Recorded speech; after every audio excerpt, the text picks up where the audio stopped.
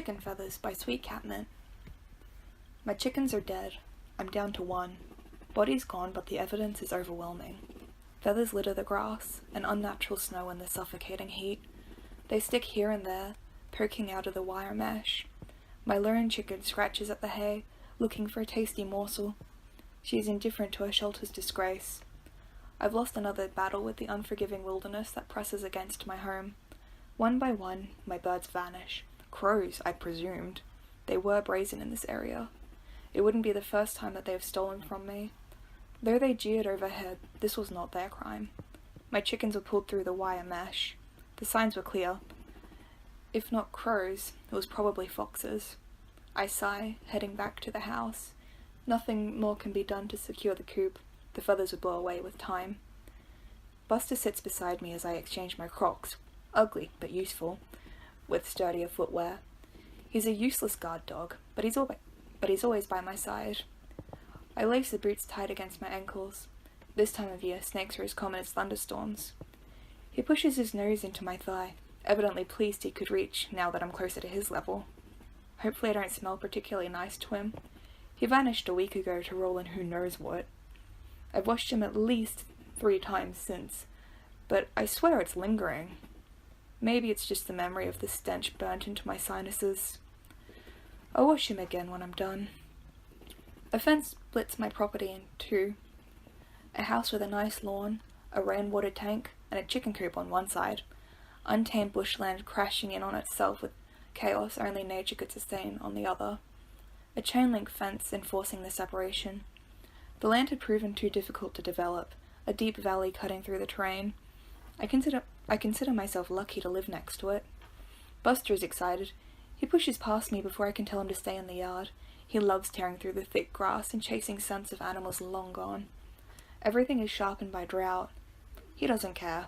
Cicadas screech from surrounding trees, the spacing of which may fool you into believing that the terrain is easily traversed. Gnarled roots and felled branches hide under foliage, waiting to trip me at every step. Thorned vines grab at my jeans, an inland riptide. I follow the sloping path, once a creek, placing each foot with care. Crawling through this razor grass with a broken ankle is the last thing I need. Cicadas continue to screech. Thick cobwebs bar my descent. Push through or go around. Despite the overgrown nature of this place, there aren't that many places a fox would hide. There's a small clearing at the end of this path that may harbor my criminal. I don't think I can reach it by a detour. Through it is. Buster sniffles around a decomposing log as I clear the cobwebs with a long stick. What looks like rabbit fur is stuck to the bark. He's particularly interested in that. Could be a sign I'm on the right track, but it could also be a leftover brunch from an eagle. I've seen them fly in here on occasion. I should have made Buster stay on the other side of the fence. A fox could do a lot of damage to a small dog. Although, I am looking for the den, not the culprit itself. All I want is proof of what I'm fighting with, so I know what to do. Cicadas continue to screech. Sweat beads on my brow. The grass is as tall as my hips down here. Birds cling to me as I wade through it, almost tripping as Buster crosses in front of me. He's engulfed. Only the rustle of yellow-green stalks beating against one another betrays his location. Following the path is more difficult, but not impossible. I've been down here a few times. There are no feathers yet. They may have been lost in the foliage. An awful stench catches me off guard. Hot garbage slurry left to ferment in the summer heat. Naturally, it only gets stronger as I press forward. Clicking instruction to Buster, keep him close to me, I harden my resolve. He brushes against my knee, nosing my thigh for a moment. Cicadas continue to screech. If I don't find out what's been harassing my birds, I can't stop it. And I have to protect my animals. Collar pressed over my nose, I trudge on. 1 step, 2 steps, the under the grass is in sight, our destination just beyond. Still no feathers. Buster pants behind me. I really need to walk him more. The scent mixes with lantana, its newfound sharpness nauseating. I breach the grass. Hardened earth greets me, flattened by the whims of time. Pushing leafy branches out of the way, I finally reach the destination. Thick foliage deflects the sun's harsh glare, cooling the clearing significantly. Shadows dapple the deep brown dirt underfoot. A soft breeze ripples the leaves, permitting me a chance to breathe.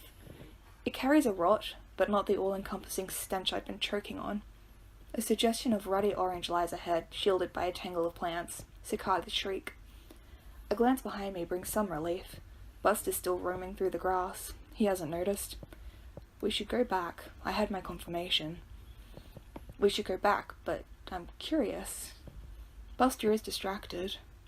We should go back, but I press forward, creeping closer, my breath a hostage. I've never seen a wild fox before.